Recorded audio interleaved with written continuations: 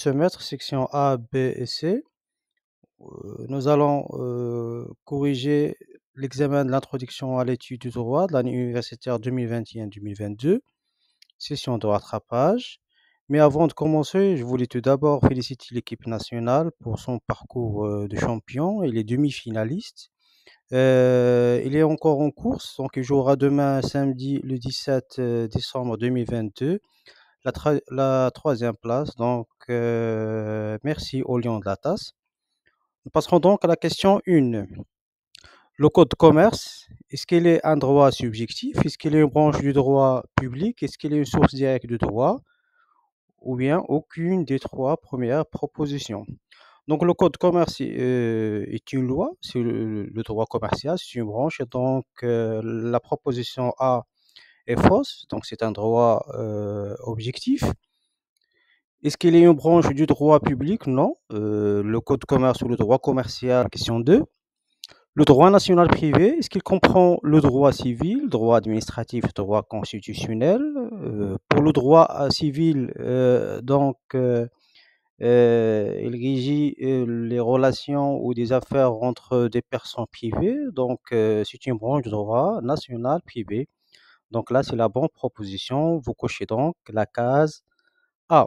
Et je rappelle encore une fois, toutes les questions, ils ont une seule et unique réponse. Donc, une fois vous avez la bonne réponse, vous passez directement à la question qui suit. Passons donc à la question 3. La juridiction est constituée d'un ensemble de quoi? Est-ce que ce sont des réflexions de chercheurs? Donc, on a vu au cours que ces réflexions, ces travaux de recherche forment ce qu'on a appelé doctrine.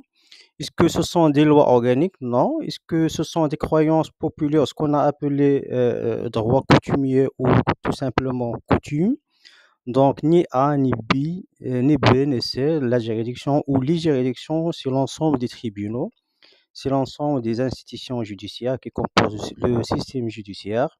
Et donc là, vous devez également coucher la dernière case D. Question 4.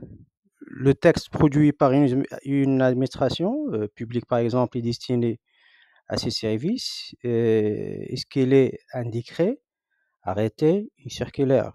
Donc, pour le décret, on a vu donc qu'il émane du chef du gouvernement. L'arrêté, c'est au niveau ministériel. La circulaire, c'est vrai, c'est au niveau ministériel, mais elle est destinée surtout aux responsables des directions, des antennes, des délégations provinciales, régionales ou autres. Donc là, on part surtout de notes. Donc la note, c'est un texte de loi, c'est une loi écrite, produite par un responsable d'administration publique et à travers laquelle elle communique des instructions donc ainsi subordonnés à d'autres responsables de services, de bureau, de cellule ou autre. Donc, pour la question 4, c'est la bonne réponse, c'est la note. Et donc, ni A ni B ni C, vous cochez donc la dernière case D. Question 5. La capacité juridique de jouissance, est-ce que c'est le fait d'être seulement soumis à des obligations? Non. Donc, on a vu que aussi la personne juridique qui a cette capacité de jouissance, elle a aussi des droits. Donc, qu'est-ce que c'est B? Être titulaire de droits et en même temps être aussi soumis à des obligations? Oui. Donc, une personne juridique qui a encore la capacité de jouissance, il n'a pas encore atteint, par exemple, l'âge de majorité.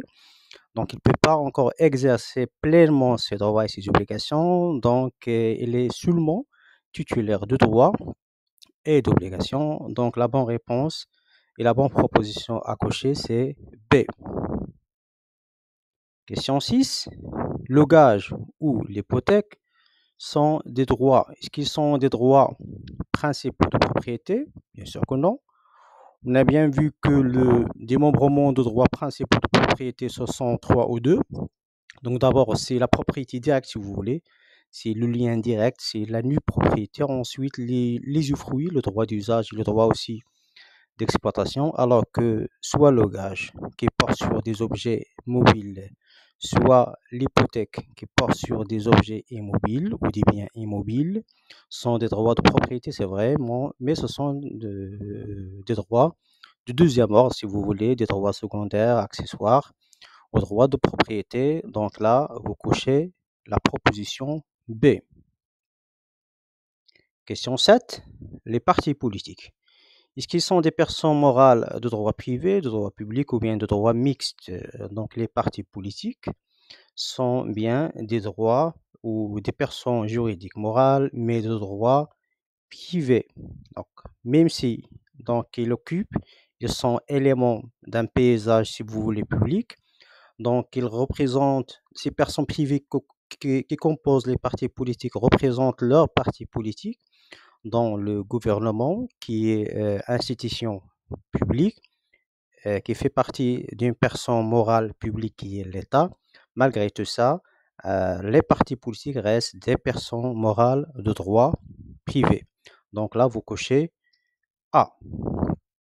Ensuite, pour la question 8, un enfant de mère marocaine et père étranger, est-ce qu'il est marocain d'origine par filiation ou par droit de sang? B, est-ce qu'il est marocain par droit du sol, c'est-à-dire qu'il a été né sur le territoire national, territoire marocain, ou c'est une personne étrangère et sur sa demande, donc il a acquis la nationalité par naturalisation.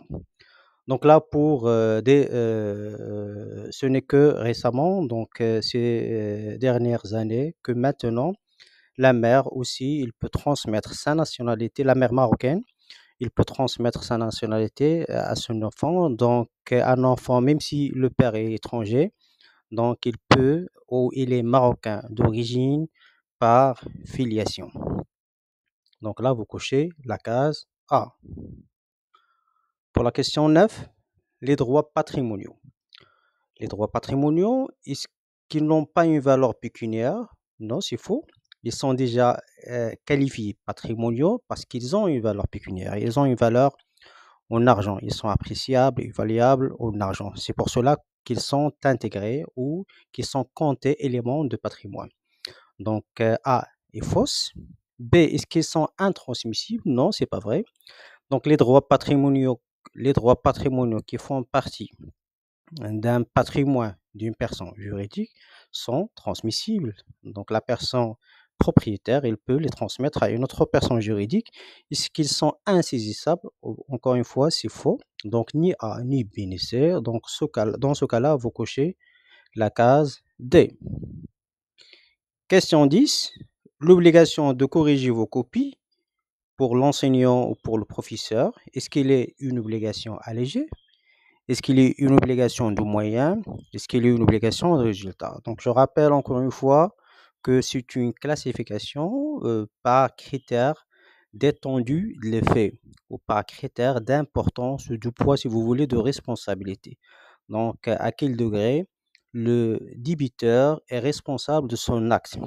Donc là, l'enseignant est responsable totalement de l'effet ou de l'étendue de l'effet de son acte de corriger vos copies. Donc, il est responsable totalement. Donc, il est responsable également des résultats. C'est pour cela que ce genre d'obligation est indexé obligation de résultat. Dans ce cas-là, vous cochez la case C. Question 11.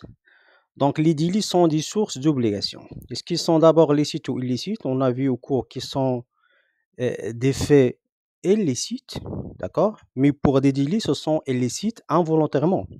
Ce sont illicites, pardon, volontairement. Donc, déjà pour A et B, c'est faux. Donc, ce sont des faits illicites. Et pour C, aussi, c'est faux. Pourquoi? Parce qu'un délit, c'est un fait illicite, mais volontaire. Donc, ni A ni B ni C. Dans ce cas-là, vous cochez la case D.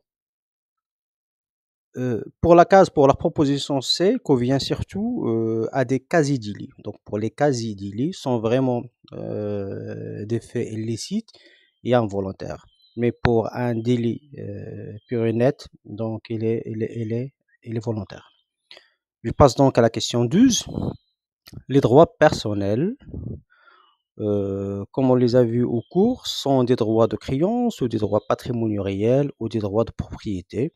Donc, on a vu au cours qu'on a, si vous voulez, deux, trois types de droits patrimoniaux. Donc, on a d'abord les droits de propriété. Ce sont des droits réels, donc c'est BSC. Donc, déjà pour BSC sont des propositions fausses par rapport à la question.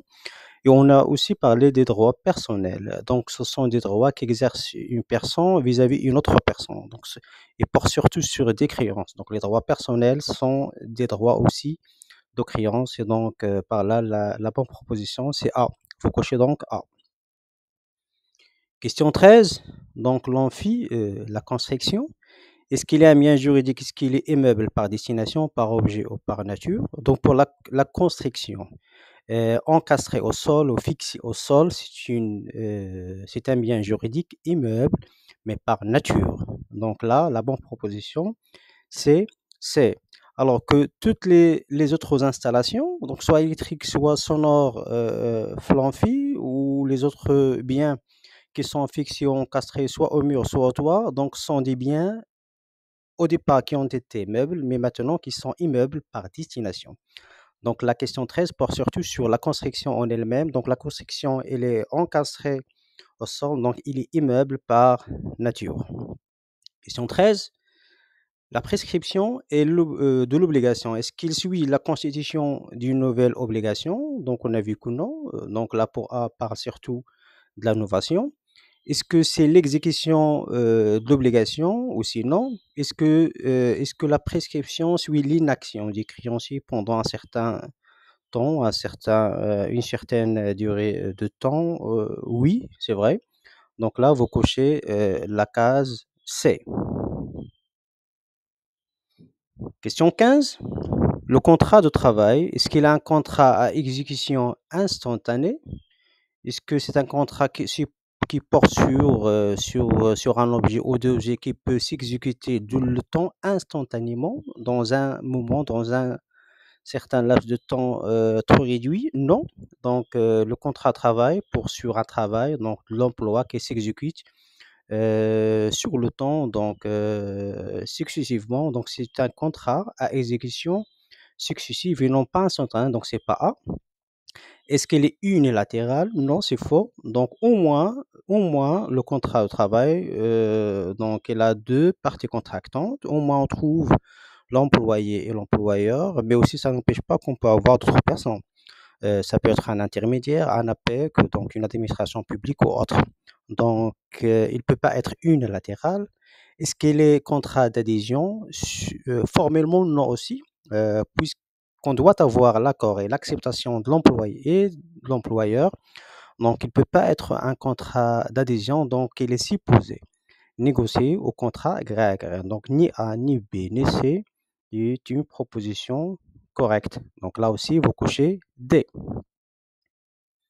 Question 16. Les contrats selon les avantages, donc selon les critères de l'avantage recherché à travers ce contrat. Est-ce qu'ils peuvent être unilatéraux ou bilatéraux? Non. Donc ça, c'est par rapport à notre critère.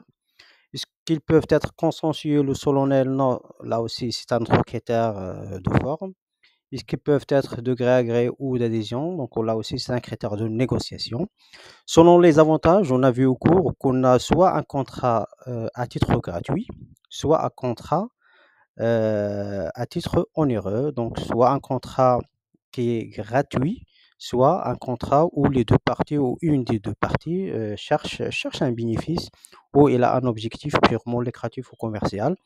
Donc, dans ce cas-là, pour 16, ni A ni B ni C, donc vous cochez D. 17.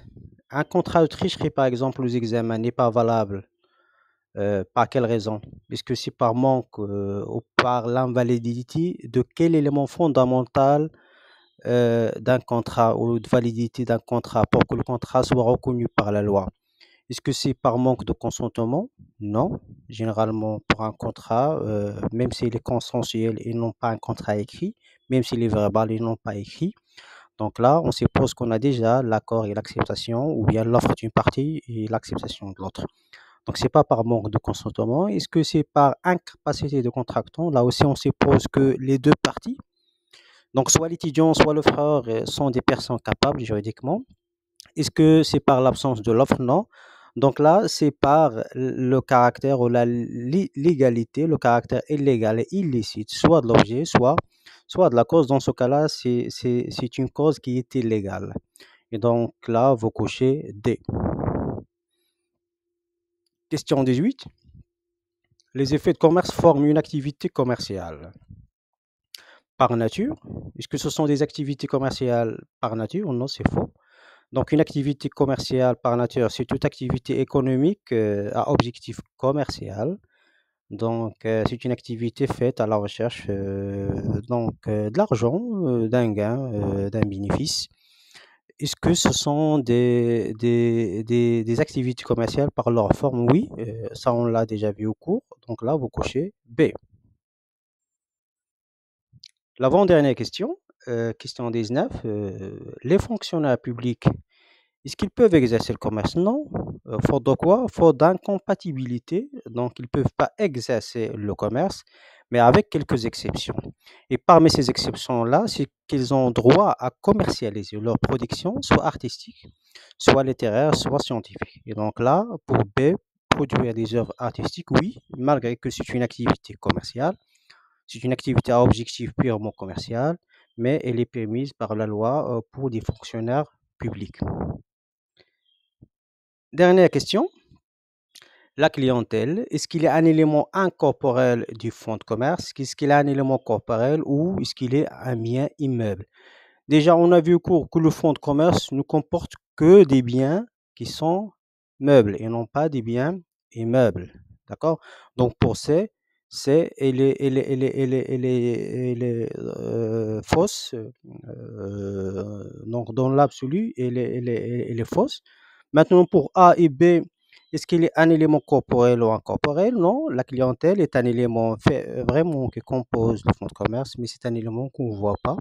Donc là, on ne parle pas des personnes physiques, mais on parle surtout de leur comportement, le fait d'acheter, de consommer, de demander, qui forme ce qu'on a appelé clientèle. C'est un élément incorporel du fonds de commerce. Dans ce cas-là, pour la dernière question, vous devez cocher la première proposition A. Et merci pour votre attention.